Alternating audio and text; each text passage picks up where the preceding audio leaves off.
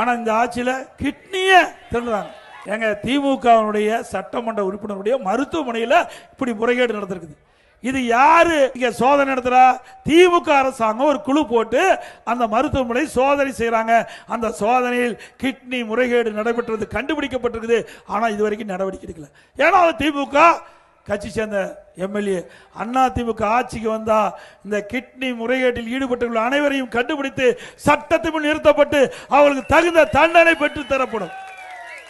இங்க கூட்டத்துக்கு வந்திருக்கீங்க யாரா இருந்தாலும் சரி, உங்களுக்கு உற்றார் உறவினர் நண்பர்களாக இருந்தாலும் சரி, கழக நிர்வாகிகளும் சரி, யாராவது திமுக மருத்துவமனை ஆபரேஷன் பண்ணியிருந்தா நீங்க போய் ஸ்கேன் பண்ணி பார்த்துங்க. உள்ள உறுப்பு இருக்குதா இல்லையான்னு பார்த்துக்கணும்.